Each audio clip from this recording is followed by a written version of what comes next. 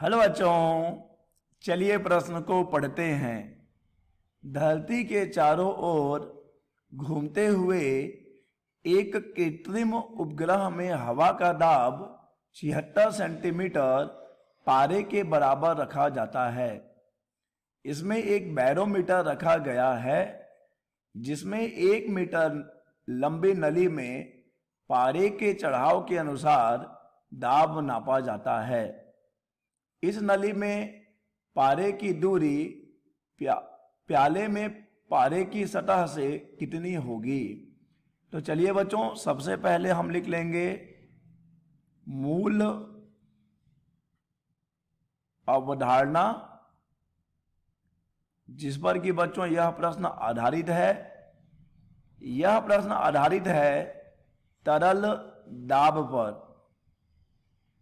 तरल दाब बच्चों हम जानते हैं कि एक तरल स्तंभ का दाब P बराबर रो जी एच द्वारा दिया जाता है, जहां पर कि बच्चों रो है उस तरल का घनत्व, जी है गुरुत्वीय त्वरण और एच है उस तरल स्तंभ की ऊंचाई h। ठीक है बच्चों, चलिए प्रश्न की बात करते हैं।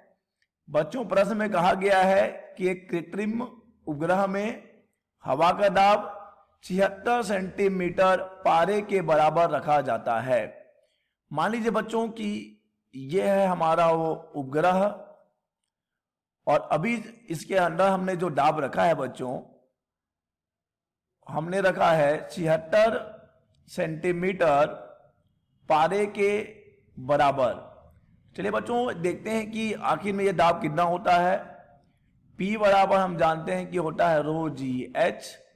हमने पारा रखा हुआ है बच्चों, पारा का घनत्व है 13.6 गुणा 10 के घात में 3 और यहां पर बच्चों गुरुत्वीय त्वरण होगा 9.8 और बच्चों जो ऊंचाई है पारे स्तंभ की जो ऊंचाई है 76 सेंटीमीटर वो मीटर में हो जाएगी 0.76।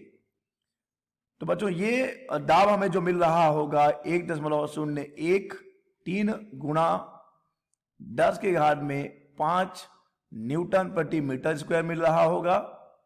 और अगर हम इसी दाब को बार में लिख लें तो हमें 10 के घात में 5 से भाग करना पड़ेगा, तब ये बच्चों दाब हो जाएगा P बराबर 1.013 बार। ठीक है बच्चों, तो ये हम लिख देंगे कि ये हो गया इतना बार का दाब है अभी किसके अंदर बच्चों, उस उपग्रह के अंदर। अब बच्चों सवाल है कि इस उपग्रह को हम कहां ले जाते हैं।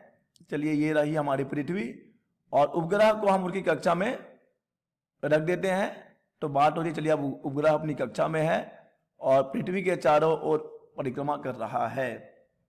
ठीक है बच्चों, तो अब वहां पर जब बैरोमीटर रखा गया है तो जिसमें 1 मीटर लंबी नली में पारे के चढ़ाव के अनुसार दाब नापा जाता है।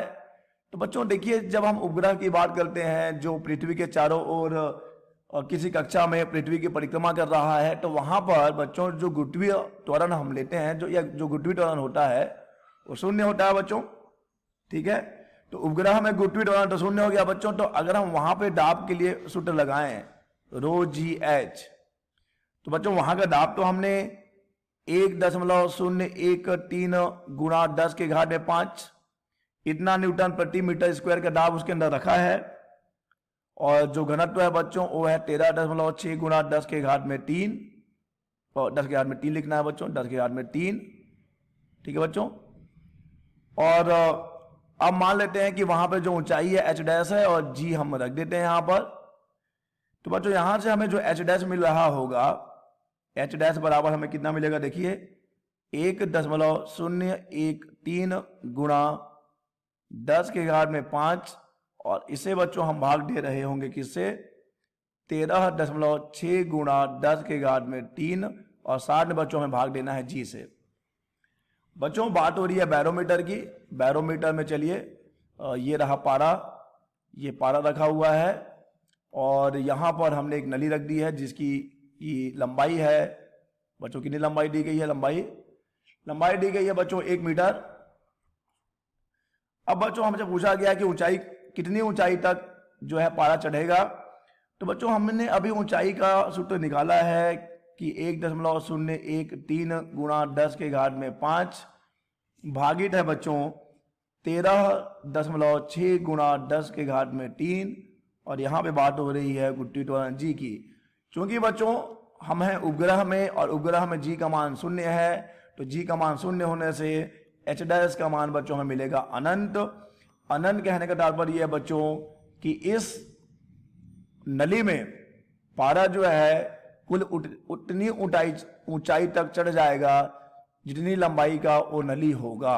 अतः बच्चों उत्तर हो जाएगा कि पारा पूरा का पूरा 1 मीटर, मतलब 1 मीटर इस स्थिति में जब हमने वहां पर नली की लंबाई 1 मीटर रखी है। अगर हम नली की लंबाई 10 मीटर रखते बच्चों तो 10 मीटर तक चढ़ जाता। कहने के तौर पर एच डैश बराबर अनंत कहने के तौर पर यह है बच्चों की जितनी भी लंबाई होगी नली की उतना उसके अंदर पारा चढ़ जाएगा। तो इस स्थिति में उत्तर है 1 मीटर तक पारा पूरा चढ़ जाएगा। ठीक है बच्चों, आशा करते हैं आपको समझ आया होगा। धन्यवाद।